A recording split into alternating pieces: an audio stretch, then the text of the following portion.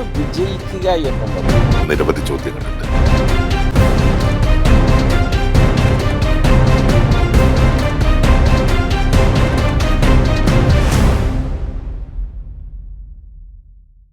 Rajeev Chandrasekhar B J പിയുടെ സംസ്ഥാന പ്രസിഡന്റായിട്ട് കടന്നു വന്നിരിക്കുകയാണ്.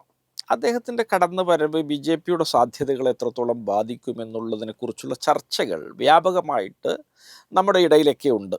പക്ഷേ രാജീവ് ചന്ദ്രശേഖറിൻ്റെ വരവുമായി ബന്ധപ്പെട്ട് എനിക്ക് പറയാനുള്ളത്, അത് ബി ജെ പി 2014 ശേഷം ഈ രാജ്യത്തുടനീളം നടപ്പിലാക്കി വരുന്ന ഒരു അജണ്ടയുടെ ഭാഗമായ ഒരു ചുവടുവെപ്പാണ് കേരളത്തിലേക്ക് അത് സംഭവിച്ചിട്ടുള്ളത് എന്നാണ് അതിനെക്കുറിച്ച് നമുക്ക് ലളിതമായിട്ട് പറയാൻ കഴിയുക. കാരണം കേരളത്തെ സംബന്ധിച്ചിടത്തോളം ബി ജെ പിയുടെ 2014 ശേഷമുള്ള രാഷ്ട്രീയത്തിൻ്റെ ഒരാദ്യ പരീക്ഷണമാണ് രാജീവ് ചന്ദ്രശേഖർ എന്ന് നമുക്ക് അടിവരയിട്ട് പറയാൻ കഴിയും. കാരണം ബി ജെ പി എന്ന പാർട്ടി 1980 രൂപപ്പെടുന്നു. അതിനു മുമ്പ് അത് ജനസംഘമായിരുന്നു. അത് 1951 രൂപപ്പെടുന്നു. അതിനു മുമ്പ് സ്വാതന്ത്ര്യപൂർവ്വ കാലഘട്ടത്തിൽ അത് ഹിന്ദു മഹാസഭയായിരുന്നു. ഇത്തരത്തിൽ ജനങ്ങൾക്കിടയിൽ പ്രവർത്തിച്ചു വന്ന നിരവധി നേതാക്കൾ ബി ജെ പിയിൽ ഉണ്ടായിരുന്നു. ഒരു തീവ്ര വർഗീയ അജണ്ടക്കപ്പുറത്ത് മാനവികതയിലും ന്യായങ്ങളിലുമൊക്കെ ചില ബോധ്യങ്ങളൊക്കെ വച്ചു പുലർത്തിയിരുന്ന പല നേതാക്കളും ബി ജെ പിയിൽ ഉണ്ടായിട്ടുണ്ട്. എന്നാൽ 2014 ശേഷം അത്തരമൊരു യുഗം ബി ജെ പിയിൽ അവസാനിച്ചു എന്ന് നമുക്ക് അടിവരയിട്ട് പറയാം. അതിനുശേഷമുള്ള ബി ജെ പി രാഷ്ട്രീയം എന്നത് ഒരു വലതുപക്ഷ തീവ്ര ഡീപ്പ് സ്റ്റേറ്റിന് വേണ്ടിയുള്ള മുന്നൊരുക്കങ്ങളും അജണ്ട നിർണയങ്ങളും മാത്രമാണ് ബി ജെ പിയിൽ നടന്നുകൊണ്ടിരിക്കുന്നത്. നിങ്ങൾ നോക്കുക, ബി ജെ പിയിൽ നരേന്ദ്രമോദി പ്രധാനമന്ത്രിയായ ഉടനെ തന്നെ ആ പാർട്ടിക്ക് ഇന്ന് കാണുന്ന ഊടും പാവുമൊക്കെ നൽകിയ എൽ കെ അദ്വാനി, മുരളി മനോഹർ ജോഷി അടക്കമുള്ള നേതാക്കളെയൊക്കെ മാർഗദർശക് മണ്ഡൽ എന്ന പേരിൽ ഒരു ബോധപൂർവമായ ഒരു വിരമിക്കൽ അവസ്ഥയിലേക്ക്, അല്ലെങ്കിൽ അവരെ ഒരു നിർജീവാവസ്ഥയിലേക്ക് തള്ളിവിട്ടുകൊണ്ടാണ് നരേന്ദ്രമോദി അദ്ദേഹത്തിൻ്റെ ആദ്യ ചുവടുകൾ വെച്ചത്. അതിനുശേഷം ഈ മോഡി റിജിമിൽ അദ്ദേഹത്തിൻ്റെ ഈ കാലത്ത് ബി ജെ പിക്കകത്ത് നടന്ന വിവിധങ്ങളായ സംഭവ വികാസങ്ങൾ നിങ്ങളൊന്ന് ശ്രദ്ധിച്ചാൽ തീർച്ചയായിട്ടും ഈ എക്സ്ട്രീം റൈറ്റ് വിങ് പൊളിറ്റിക്സിന് ആനുപാതികമായ മുഖങ്ങളെയാണ് എല്ലാ സ്ഥലത്തും കണ്ണായ പദവികളിൽ പ്രതിഷ്ഠിച്ചിട്ടുള്ളത്. അതിനുവേണ്ടി ഞാൻ ഈ നേരത്തെ പറഞ്ഞ ബി ജെ പി ജനസംഘ പശ്ചാത്തലമൊക്കെയുള്ള നൂറുകണക്കിന് നേതാക്കളെ അവർ വെട്ടിനിരത്തിയിട്ടുണ്ട് എന്ന് കാണാൻ സാധിക്കും. നിങ്ങൾ ഓരോ സംസ്ഥാനം എടുത്ത് പരിശോധിച്ചാൽ മതി. ഇപ്പോൾ നിങ്ങൾ മഹാരാഷ്ട്ര എന്ന സംസ്ഥാനം എടുത്ത് പരിശോധിക്കുക. അവിടെ ദേവേന്ദ്ര ഫഡ്നാവിസ് ആണ് ബി ജെ പിയുടെ മുഖ്യമന്ത്രി. അദ്ദേഹം 2014 മുഖ്യമന്ത്രിയായിട്ട് വരുന്നത്.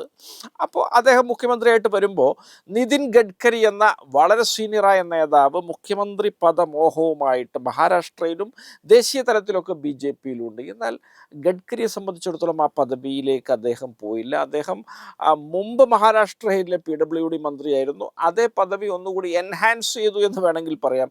കേന്ദ്രത്തിൽ ആ പദവിയിൽ അദ്ദേഹം തുടരുകയാണ്. ഈ 2014 ഈ ഫഡ്നാവിസിൻ്റെ വരവിന് വേണ്ടി അവിടെ ഒരുപാട് മുതിർന്ന നേതാക്കളെ ബി ജെ പി കുരുതി കൊടുത്തു എന്ന് നമുക്ക് വളരെ കൃത്യമായിട്ട് മനസ്സിലാവും. അവിടെ ഞാൻ മനസ്സിലാക്കുന്നു, അവിടെ ഏകനാഥ് ഗഡ്സെ പോലുള്ള നേതാക്കളുണ്ടായിരുന്നു. ഗഡ്സെ ആയിരുന്നു 2014 വരെ ബി ജെ പിയുടെ MLA നേതാവായി മഹാരാഷ്ട്രയിൽ പ്രതിപക്ഷ നേതാവായിരുന്നത്. അതുപോലെ തന്നെ വിനോദ് താവ്ഡെ ഉണ്ടായിരുന്നു. അദ്ദേഹം നിയമനിർമ്മാണ കൗൺസിലിലെ ബി ജെ പിയുടെ പ്രതിപക്ഷ നേതാവായിരുന്നു. അത്തരം ആളുകളെയൊക്കെ വെട്ടിനിരത്തിയിട്ടാണ് മതിയായൊരു രാഷ്ട്രീയ പശ്ചാത്തലം, പാരമ്പര്യം, ഒരു പ്രവർത്തന മികവ് ഇതൊന്നും തെളിയിച്ചിട്ടില്ലാത്ത ഫഡ്നാവിസിനെ നരേന്ദ്രമോദി, അമിത്ഷാ ദ്വയം അന്ന് മഹാരാഷ്ട്രയിൽ പ്രതിഷ്ഠിച്ചത്. അദ്ദേഹം ഇതാ വീണ്ടും മുഖ്യമന്ത്രിയായിട്ട് അത് മുന്നോട്ട് പോവുകയാണ്. അതുപോലെ തന്നെ നിങ്ങൾ പിന്നെ മധ്യപ്രദേശ് എന്ന സംസ്ഥാനം എടുത്താൽ അവിടെ ഒരുപാട് ക്ഷേമ പ്രവർത്തികൾ നടത്തിയിട്ട് മാമാജി എന്ന പേരിൽ ബി ജെ പിക്കാർ തന്നെ സ്നേഹത്തോടെ വിളിച്ചിരുന്ന ശിവരാജ് സിംഗ് ചൗഹാൻ ആയിരുന്നു അവിടുത്തെ മുഖ്യമന്ത്രി. അദ്ദേഹം വീണ്ടും അദ്ദേഹത്തിൻ്റെ നേതൃത്വത്തിൽ ബി ജെ പി ജയിച്ചപ്പോൾ അദ്ദേഹത്തെ മുഖ്യമന്ത്രി സ്ഥാനത്ത് നിന്ന് മാറ്റിക്കൊണ്ട് അവിടെ മോഹൻ യാദവിനെയാണ് ബി ജെ പി മുഖ്യമന്ത്രിയായി പ്രതിഷ്ഠിച്ചത്. അവിടെ ഒരുപാട് മുതിർന്ന നേതാക്കൾ ഉണ്ടായിരുന്നു. അവരെ എല്ലാം മാറ്റി നിർത്തിക്കൊണ്ടാണ് മോഹൻ യാദവിനെ പട്ടാഭിഷേകം നടത്തി മുഖ്യമന്ത്രിയാക്കിയത്. അവിടെ നരേന്ദ്ര സിംഗ് തോമർ ഉണ്ടായിരുന്നു. അവിടെ അവിടെ കൈലാഷ് വിജയ് വർഗീയ ഉണ്ടായിരുന്നു. അതുപോലെ തന്നെ അവിടെ പ്രഹ്ലാദ് സിംഗ് പട്ടേൽ ഉണ്ടായിരുന്നു, ബാബുലാൽ ഗൗർ ഉണ്ടായിരുന്നു. അങ്ങനെ ഒരുപിടി നേതാക്കൾ, സുമിത്ര മഹാജനും കോൺഗ്രസ് വിട്ടുപോയ ജ്യോതിരാദിത്യ സിന്ധ്യയൊക്കെ മുഖ്യമന്ത്രി പദമോഹികളായിട്ടുണ്ടായിരുന്നു. ഞാൻ ആ രണ്ട് പേരുകൾ പറയുന്നില്ല, കാരണം ഇതിനേക്കാൾ പ്രാമുഖ്യമുള്ള പേരുകളാണ് ഞാൻ ആദ്യം സൂചിപ്പിച്ച 3 പേരുകൾ. ആ പേരുകളെയൊക്കെ മാറ്റിക്കൊണ്ടാണ് BJP അവിടെ മിസ്റ്റർ യാദവിനെ മുഖ്യമന്ത്രിയാക്കിക്കൊണ്ട് മുന്നോട്ട് പോകുന്നത്. തീർച്ചയായിട്ടും ഡൽഹിയിൽ നിന്നുള്ള ഈ വലതുപക്ഷ അജണ്ടകൾ അതേപടി നടപ്പിലാക്കാൻ മറുത്തൊന്ന് ചോദിക്കുക പോലും ചെയ്യാതെ അത് ചെയ്യാൻ പാകത്തിലുള്ള വെള്ളക്കടലാസ് പോലെയുള്ള ഒരു തരത്തിലുള്ള പോറൽ എഴുത്ത് കുത്തുകൾ പിൻ പശ്ചാത്തലം ഒന്നുമില്ലാത്ത ആളുകളെ മുഖ്യമന്ത്രിയാക്കുക, മുഖ്യധാര പദവികളിലേക്ക് കൊണ്ടുവരിക എന്ന അതേ ദൗത്യമാണ് ശേഖർ യാദവിലൂടെ മധ്യപ്രദേശിലുണ്ടായത്. ഇനി രാജസ്ഥാൻ നോക്കുക നിങ്ങൾ, അവിടെ ഭജൻലാൽ ശർമ്മയെ അവർ മുഖ്യമന്ത്രിയാക്കിയത്. അതുപോലെ നിങ്ങൾ തമിഴ്നാട് എടുത്ത് നോക്കുക. തമിഴ്നാട്ടിൽ അണ്ണാമലൈ എന്ന IPS ഉദ്യോഗസ്ഥരാണ് BJPയുടെ സംസ്ഥാന പ്രസിഡന്റ്. തമിഴ്നാട്ടിൽ നേതാക്കന്മാർക്ക് പഞ്ഞമുണ്ടോ? കാരണം തെക്കേ ഇന്ത്യയിൽ തമിഴ്നാട്ടിൽ BJPയുടെ പാത വെട്ടിത്തെളിച്ചത് വലിയ പങ്ക് വഹിച്ച പൊൻ രാധാകൃഷ്ണനുണ്ട്, CP രാധാകൃഷ്ണനുണ്ട്, H രാജയുണ്ട്, അങ്ങനെയൊക്കെയുള്ള പല നേതാക്കളുണ്ടാവുമ്പോഴും അണ്ണാമലൈ എന്ന ഒറ്റ മുഖത്തിലേക്ക് തമിഴ്നാട് BJP കേന്ദ്രീകരിക്കുന്ന സ്ഥിതി ഇന്ന് വന്നു.